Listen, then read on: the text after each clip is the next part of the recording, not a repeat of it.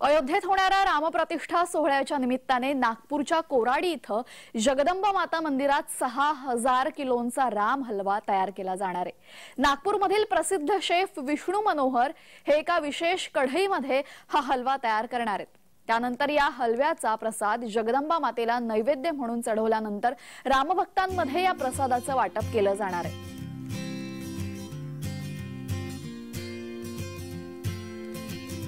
याच संदर्भात आढावा घेतलेला आहे आमचे प्रतिनिधी ज्ञानेश्वर पवार यांनी। पाहूयात।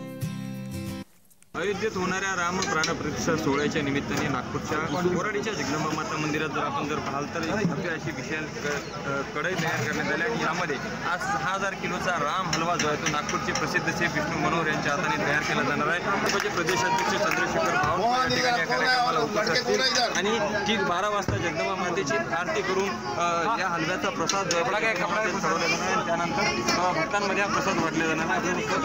प्रसिद्ध शेफ विष्णू मनोहर छान वाटतं। विशाल काय कढई जगातली सगळ्यात मोठी कढई आहे आणि प्रभू रामचंद्र 500 वर्षानंतर आपल्या मंदिरात जात आहेत, तर याच्यापेक्षा दुसरी खुशीची गोष्ट कुठलीच नाही आणि ती खुशी मनवण्यासाठी हा हलवा नागपुरात तयार होत आहे। आणि मला जास्त छान ही गोष्ट वाटते की नागपुरामध्ये ही जगातली महाकाय कढई तयार ही कढई जाते मग अयोध्येला आणि अयोध्येला सुद्धा आम्ही अच्छा काय सामग्री वापरली त्याच्यामध्ये जवळपास 700 किलो सुजी आहे, त्याच्यानंतर 1000 किलो जवळपास साखर आहे, 900 किलो तूप आहे, 30-40 किलो विलायची पावडर आहे, पाणी, दूध, काजू किसमिस बघू शकतो की पूर्ण साहित्य या ठिकाणी तळजोड या ठिकाणी सगळे लावताना आपल्याला पाहायला मिळते आणि भव्य अशा विशाल कढईमध्ये 6000 किलोचा राम हलवा जो आहे तो आज या ठिकाणी तयार केला जातो।